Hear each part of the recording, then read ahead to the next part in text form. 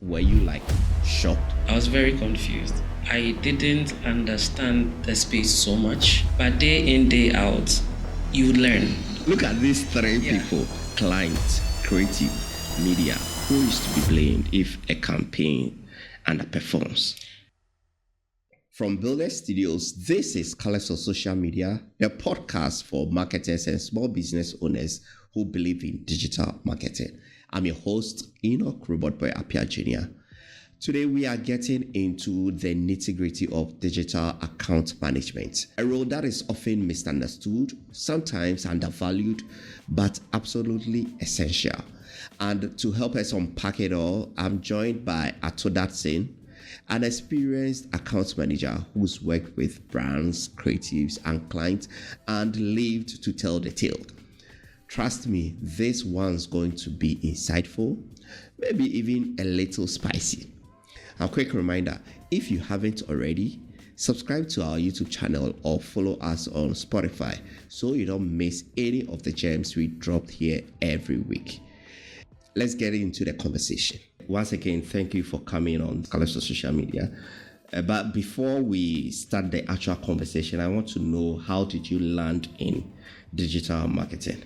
Okay, my story is very interesting. Sometimes when I think about it, it's weird because I'll take it back from school. I studied marketing in university. Yeah. Then at the time, we were on long vacation before the last semester. So that's when I got interested in the whole Uber business, right? So we had a car home and I wanted us to get a driver. I remember my parents were like, you should actually go and understand the business before. Yeah.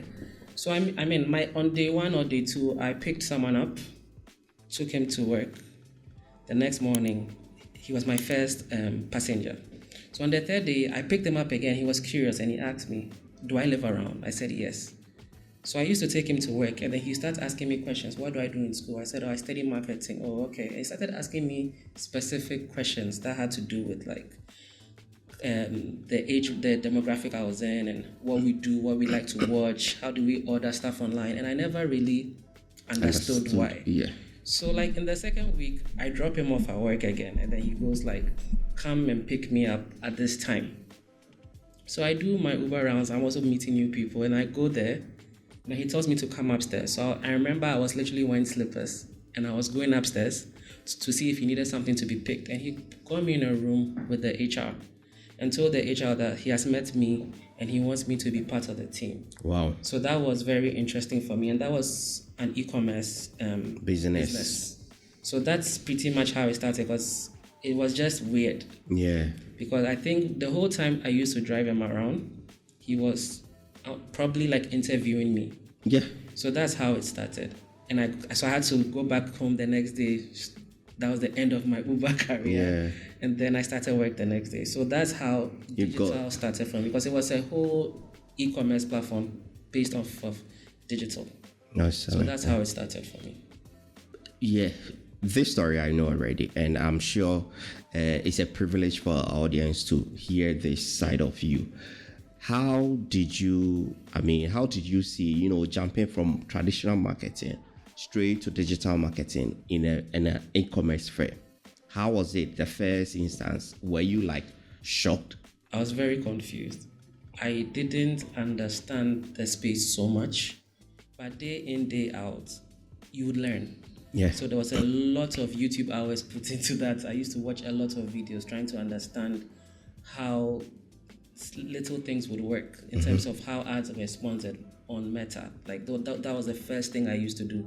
Content calendar, little things, trying to just understand the space. So from traditional, I had an understanding that, okay, this is what I know. But digital was a whole new space, but the gradual process of learning online is what changed the whole narrative for me.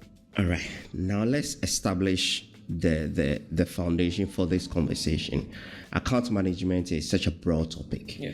So if you are given the role as an account manager in an agency, what is your role? What do you do on a day-to-day basis? It's more of a point of contact angle. If there's anything relating to the space you're in, which is digital media, you are the first point of call. Right. So in terms of anything in relation to the strategy of a campaign or anything that the clients might think that, okay, we want to do this in this country, what do you think we should do? So it can even be like a phone call away that the clients would ask you. And the thing is, you have to be knowledgeable enough to answer these questions. If you don't have the answer, you have to let the tell the client that, okay, this is what you want. Give me a few minutes and let me call you back. So most of the time, any idea the client can even have, you are the first point of call that they would ask you questions on how to get that done.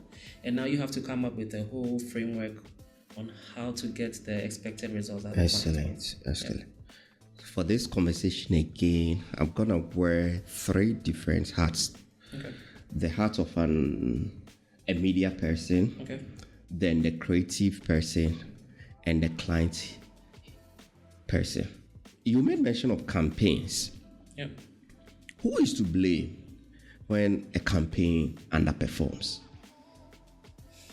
I like that. Look at these 3 people: client, creative, media. Who is to be blamed if a campaign underperforms? Honestly, there's not one answer, and that's the honest truth. It depends on a lot of factors. So I'll give you an example. In a situation where, in a perfect world, but in a situation where, let's say, the client was in charge of the strategic direction of the campaign, meaning the campaign has gone through several conversations before you've been briefed. But as an account manager, if you are able to spot certain issues with what the brief is mentioning, and you don't voice out, you don't let the client understand that, look, this particular direction Objectives that you want will not work. If you don't explain that to the client, what tends to happen is you've accepted without letting them know. So in their minds, this might work. What if it doesn't? So if you know, you should be able to, explain to the client. So that is one thing. Yeah. Yes. So and in another situation where maybe you are dealing with external partners, partner agencies, in a company where there are other agencies doing different things for the same brand, right? And as an account manager, if you are not able to catch certain things or let them understand that, okay, maybe some KPIs are misaligned, and you don't voice out again, that you should. Now, in a situation where maybe the creative has his own brief, the media team has his own brief, the digital team has his own brief, and all parties are not coming together to be able to sit down and figure out what each person is bringing so that it's more like interconnected. I don't see how I don't see how the campaign would work. Oh, like interesting. So there has to be a lot of communication, because someone's media plan or the media direction they are going with, the creative team have something else that they are working with. So at the end of the day, when the campaign starts, you might be seeing little things that could have been fixed from the time the campaign was being briefed in, or from the time the both partners were working towards the campaign. So to the question, it's like it's not, you can't pinpoint.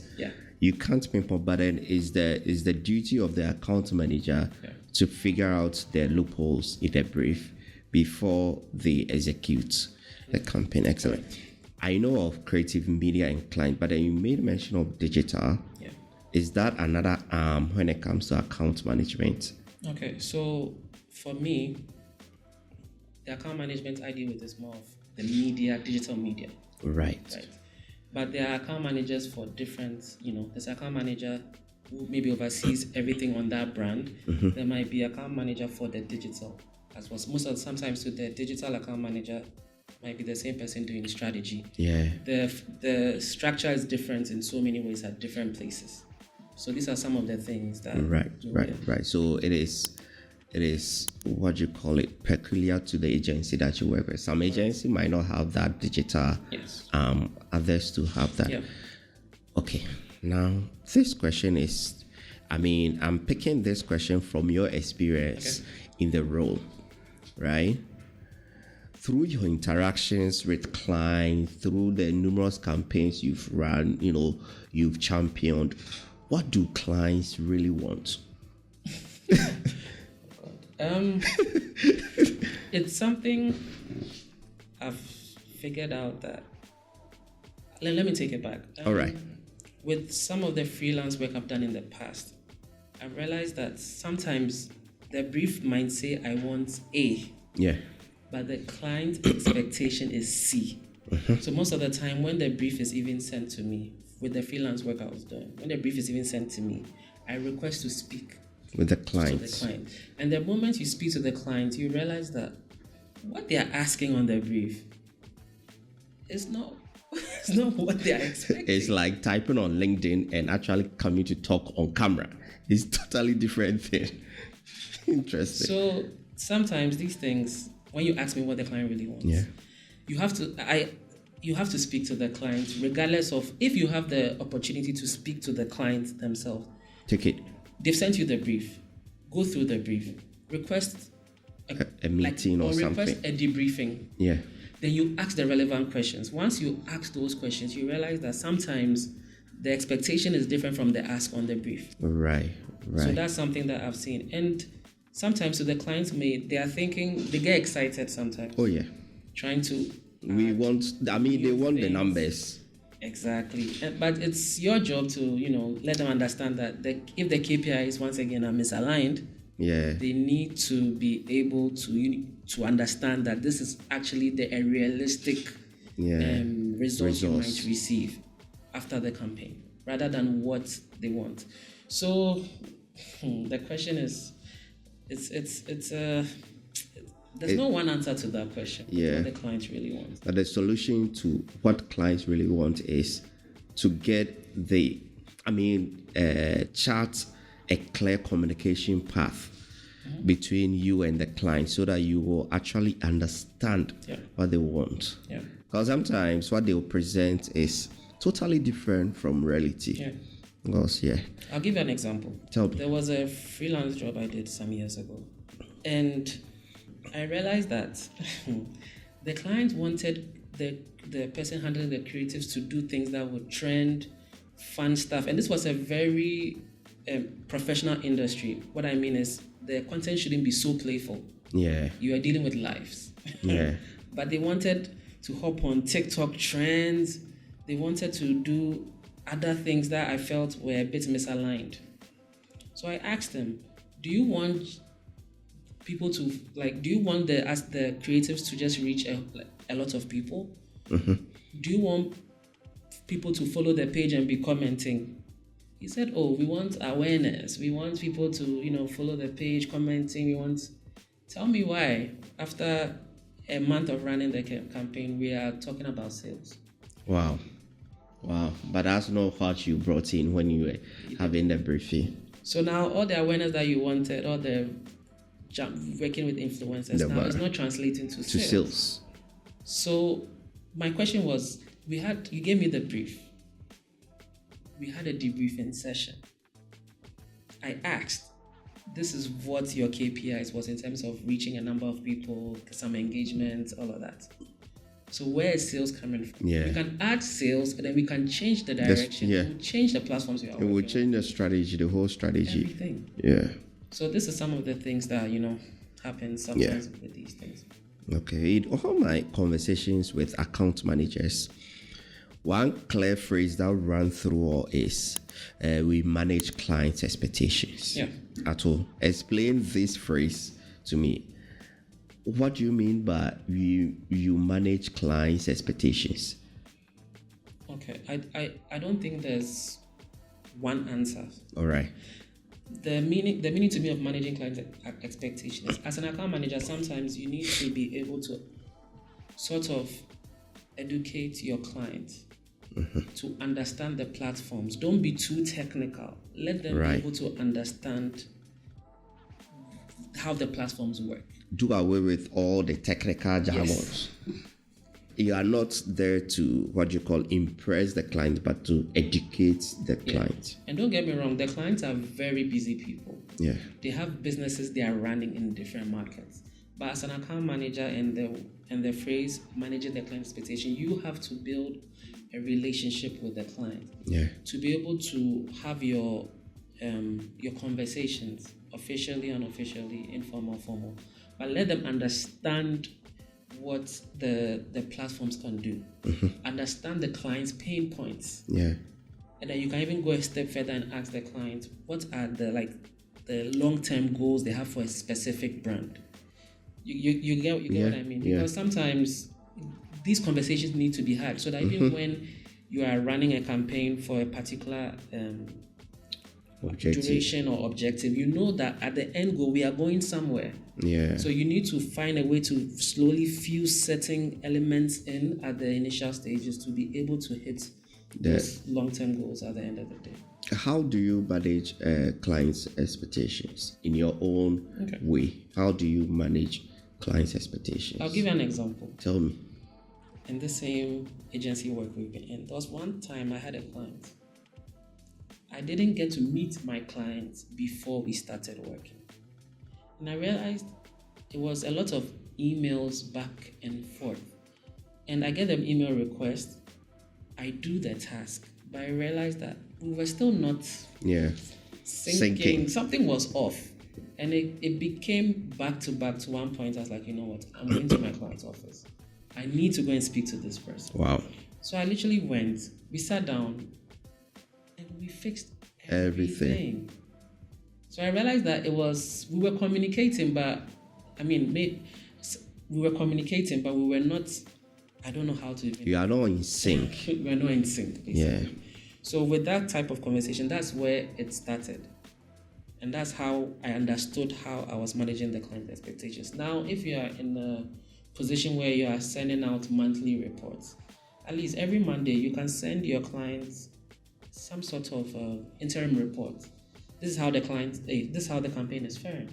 This is where we are. These are the KPIs we've met. I'll update you. Just carry them along. Yeah. Don't wait till the campaign ends and now you're telling the client that there was a problem with this, there was a problem with that. So the client would literally ask you, so why didn't you tell me? So you have to carry them along for you to be able to, build that relationship. And it's all part of managing the client's expectations. Interesting.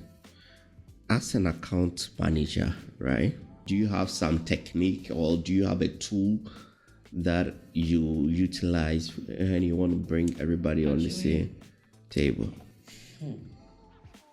That's a good one. I think the best way to bring everybody to the table is to pick and sit down in person, project by project. Right. So if it's a particular project that's coming up as a campaign, if you have the media team, you have the creative team, the digital team, everyone there, and we all have a conversation, we get to figure out where, let's say, the creative thinking is. You get to hear what the digital direction is looking like. You get to hear what type of platforms media would want to use. Yeah. So the best way is to sit down project by project. If it can't be in person, it has to be online. But once that meeting is over, you've been able to bring all the various stakeholders together to leave that room and know what each and everybody is thinking. So that once you are doing your own strategy or media direction, you know what each other, element is. Yeah. With every role in digital marketing, there are some hurdles that come, whether you are in content, content management, whether you are in paid advertisement. There are these hurdles that come up all the time, and I'm sure it's the same thing for account management roles. What happens when you are faced with any hurdles in your role, accomplishing your role? What happens? Are there ways around it that you use to overcome these hurdles? If after communicating about these hurdles to wherever the hurdles come from and it's not being fixed, I'll go to my superior, I'll go to who I report to see if maybe that person can be able to, fix the problem. Because I can't do it all. Right. You have to go for help. So one thing that is so common in partner agency relationship, in this case, media agency and creative agency, right, and account manager, right? Usually the clients don't take part in this fighting quotes. The client doesn't take part in this fight. He will just leave you to figure it out. As an account manager, how do you bring the media team, you see, and the creative team together for them to accomplish the goal that the client has set for you to? And has it even ever happened? How it's back to communication. Right. You have to request these little sit downs, these conversations to be able to, fix these things. Everything is communication. Mm-hmm. Unless maybe for some reason the other party, maybe imagine you're in an agency, the partner agency in a different location is not maybe forthcoming with information and stuff. You definitely have to go back to the client and tell the client that I need your help. Yeah. I need you to bridge the gap between us two to be able to have that sit down and have that conversation. So these are some of the things that have to happen. Interesting. And it happens for you already correctly if you are a counter search hurdles. Oh, so far so good. I've been able to communicate to my clients when these things happen. So normally I start with who I report to, and from there we go to the client to try and bridge the gap. All right, let's have this. Let's talk about this last question before you leave. If someone wants to come into the role as an account manager, what advice would you give the person if someone wants to become the next account manager? Someone once told me I have to be brutally knowledgeable. And that is an ongoing process. Every day you learn something. Yeah. So you should own your stuff and also be able to communicate better. Work on your communication because you would need it. Yeah. You are working with people. You are working with digital media managers. You are working with other departments. You need to work on your communication. So that's the two things that I would say. All right. That's all. Thank you for coming. No problem. I appreciate it. No problem.